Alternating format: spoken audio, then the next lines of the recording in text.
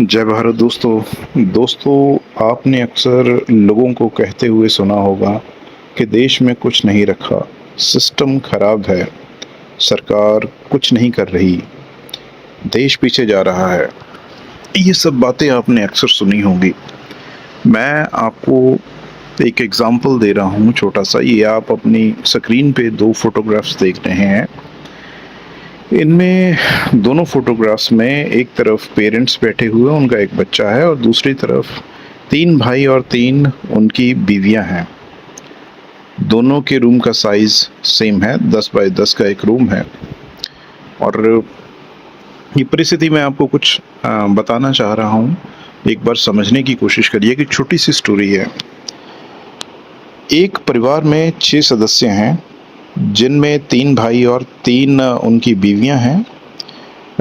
उन सब में से केवल एक बंदा जो है वो काम करने वाला है, मतलब जो जिसके पास रोजगार है। बड़ा भाई कह लीजिए, या मिडिल वाला, या छोटे वाला, कोई भी।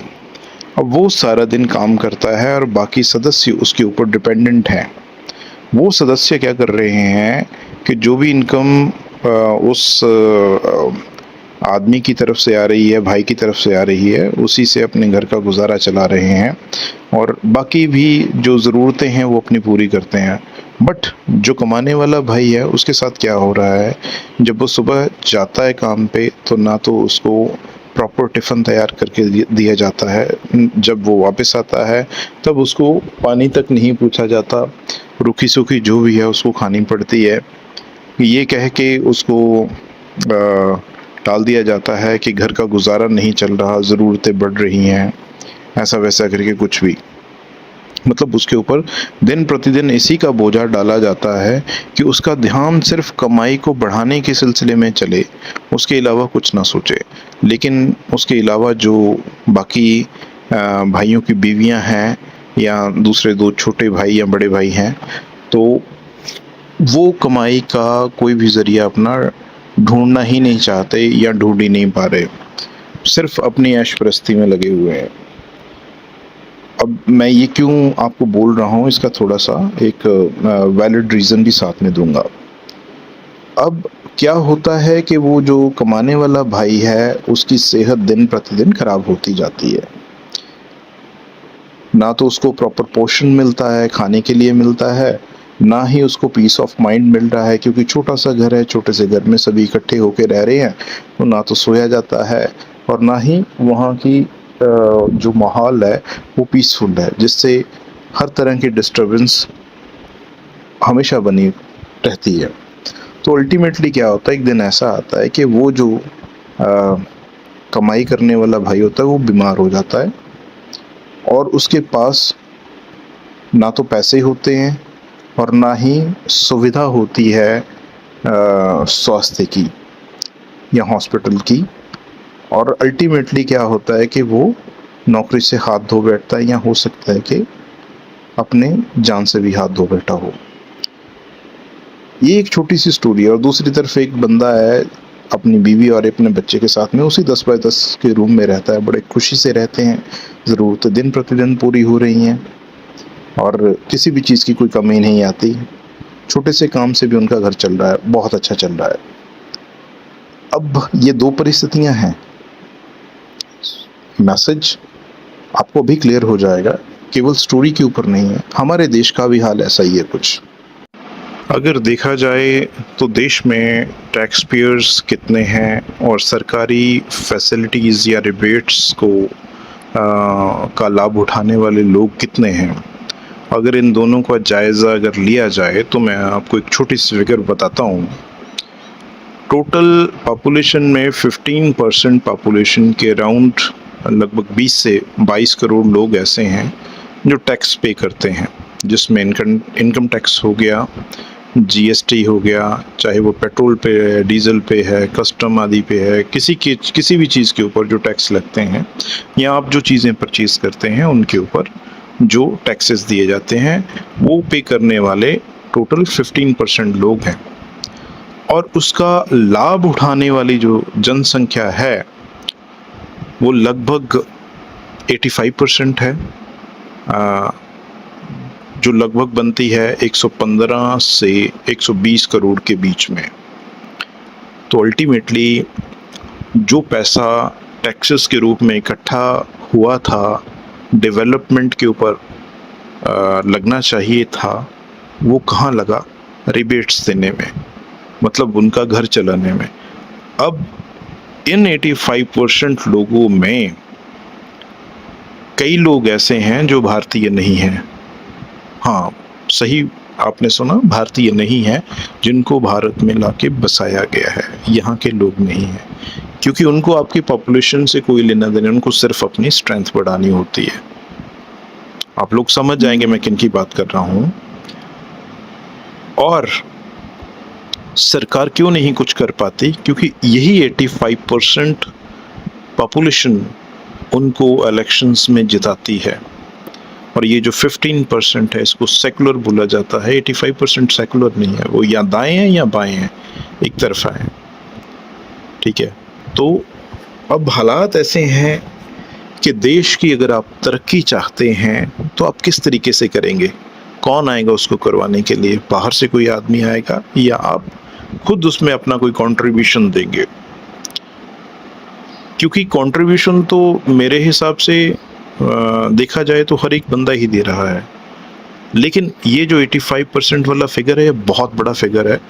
ये सेम मैंने जो आपको 10 बाय 10 के रूम में जो परिस्थिति मैंने बताई थी, ये सेम वही परिस्थिति है। एक तरफ 6 सदस्य, एक तरफ 3 सदस्य, 2 बड़े और एक छोटा बच्चा, जिनका गुजारा बहुत अच्छे तरीके से जा। ओवर पॉपुलेशन देश में हो रही है, लेकिन किसी को कोई लेना देना नहीं है उससे। आपकी फैसिलिटीज़ कम हो रही हैं, लेकिन किसी को कोई लेना देना नहीं है। आप टैक्स पे कर रहे हैं, लेकिन आपको उसके अगेंस्ट क्या फैसिलिटीज़ मिल रही हैं, कोई लेना देना नहीं है। ना आपको कभी बिजली के बिल माफ़ होते हैं, ना आपको कभी सीवरेज और वाटर सप्लाई के बिल आपके माफ़ किए जाते हैं, ना ही आपको हाउस टैक्सेस कभी उसमें रिबेट मिलता है। किसी भी चीज़ में आपको कोई रिबेट नहीं मिलता। मैं ये 15% लोगों की बात कर रहा हूँ। हाँ, इसमें भी कुछ लोग हैं जो सरकारी फैसिलिटीज़ लेते हैं, अवेल करते हैं, क्योंकि उनको लगता है कि ये उनका राइट बनता है, जबकि मुझे लगता है कि उनका राइट नहीं बनता। वंस अगर एक बार आपको कुछ अच्छी सर्विस मिल गई है, आप एक अच्छा रैंसम कमा रहे हैं, तो आप सरकारी रिबेट्स को क्यों लेना चाहते हैं, क्यों अवेल करना चाहते हैं? क्या आपकी सेंसेस ख़त्म हो चुकी हैं ये समझने के लिए कि वो सिर्फ उन लोगों से के लिए हैं जो पॉवर्टी लाइन से डाउन है? तो आप क्या सोच के ये करते हो, पता नहीं। अब ये जो राशन वाली स्कीमें हैं, मतलब वृद्धा पेंशन होते हैं, वृद्धावस्था जो पेंशन होती है, विधवा पेंशन, दिव्यांग पेंशन, ऐसे करके कई तरह से और स्कीमें, महिलाओं बच्चों के लिए स्कीमें चला रखी हैं, स्वास्थ्य योजनाएं चला रखी हैं, शिक्षाएं और छात्रावास के लिए चला रखी हैं, आवास योजनाएं चला रखी हैं। तो देखिए, आप टैक्स पेयर्स का पैसा जब इनके ऊपर इन्वेस्ट करेंगे तो देश की तरक्की नहीं कर पाएंगे। देश की तरक्की के लिए आप लोगों को पैसे का सही यूज़ करना आना चाहिए। उसके लिए ये नहीं है कि आपके पास में आ गया, आप जैसे मर्जी उसको खर्चो। आप कोई संत महात्मा नहीं है, आप एक सरकार चला रहे हैं। आपको फाइनेंस का सारा सिस्टम संभालना है, आने वाली आपदाओं को भी आपको ध्यान में रखना है, देश की सेफ्टी को भी आपका ध्यान में होनी चाहिए। कई और चीज़ें रहती हैं जो इंटरनेशनल ट्रीटीज़ होती हैं, वो भी इफ़ेक्ट करती हैं। तो मतलब ये केवल 15% ही उसमें जो है उन्हीं को नुकसान हो रहा है जो पे कर रहे हैं। भाई, मैं स्पष्ट वादिता में ये बात बोलना चाहता हूँ, उन 15% को किसी भी तरीके का कोई भी फैसिलिटी गवर्नमेंट प्रोवाइड नहीं कर रही। ना उनके पास सेफ्टी है, ना सिक्योरिटी है, ठीक है, ना उनके बच्चों के साथ अगर कुछ गलत होता है तो गवर्नमेंट कुछ करती है, शांति से बैठी रहती है। इस तरीके से देश नहीं चलेगा। ये वही हालात हैं जो एक आदमी कमाता है और बाद में आप उस आदमी को जितना उसको स्ट्रेच कर सकते हैं उसको स्ट्रेच करते हैं, उससे जो भी निचोड़ सकते हैं उसका खून उतना निचोड़ते हैं। बाद में वो किसी काबिल नहीं रह जाता, तो बाद में आप देश का क्या करोगे? 85 जिन परसेंट में जितने लोग हैं जो आपको कुछ देना ही नहीं चाहते, आप उस 15% की आबादी अगर वो ख़त्म हो जाए तो 85% से आप कहाँ से निकलवा लेंगे। आज भी समय है, परिस्थितियों को संभालिए, आप खुद लोग संभालिए। कितनी देर तक मांगते रहेंगे? क्यों सेल्फ डिपेंडेंट नहीं होना चाहते आप लोग? क्या आपत्ति है आपको? क्या लगता है आपको 1947 से अभी तक अगर आपकी ज़रूरतें पूरी नहीं हुई तो आने वाले 100, 200 साल, 500 साल तक भी आपकी ज़रूरतें पूरी नहीं होगी। जितना मर्जी जोर लगा लीजिए, आप जो ये रिबेट्स के नाम पे जहर अपने बच्चों को देते हैं, कल को वही बच्चे नशे के आदी होते हैं, वही बच्चे क्राइम करते हैं, और बाद में जिन बच्चों के होने पर आप लोगों ने भगवान से प्रार्थना करी थी, उसके जाके द्वार पे आपने नाक रगड़ी थी, वही बच्चे आपकी नाक कटवा देते हैं। तो ऐसे चीज़ों को लेने का और उन बच्चों को ऐसा जहर देने का क्या फ़ायदा? आपको लगता है कि देश की व्यवस्था खराब है तो उसको सुधारने की कोशिश करिए। जब आप देश के बारे में बुरा बोलते हैं तो कभी आपने ये सोचा कि इसकी तरक्की में आपका अपना योगदान कितना है? ईमानदारी से बताइएगा, क्या आप हमेशा नियमों का पालन करते हैं?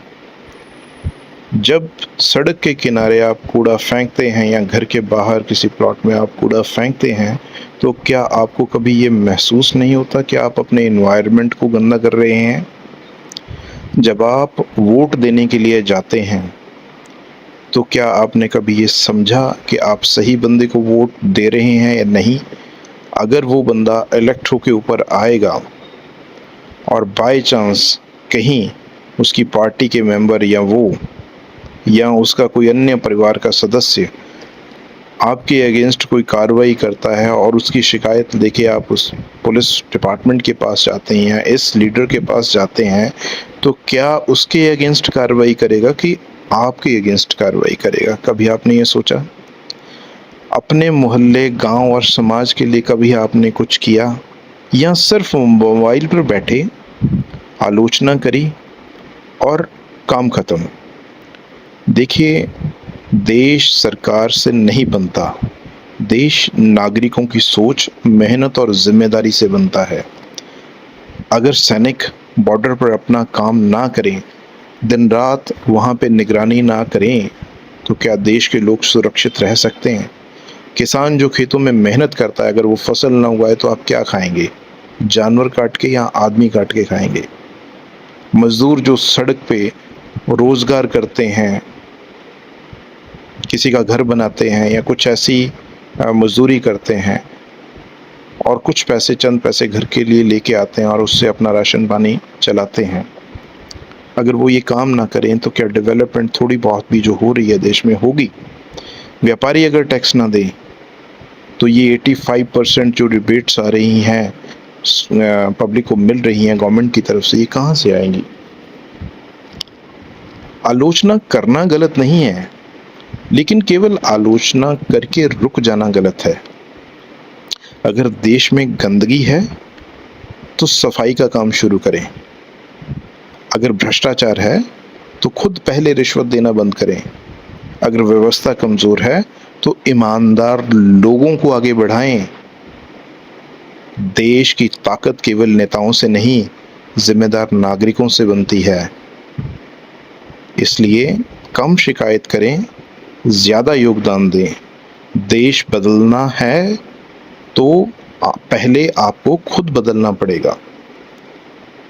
इसके बारे में सोचिएगा और आपके वैल्यूएबल कमेंट्स ज़रूर दीजिएगा।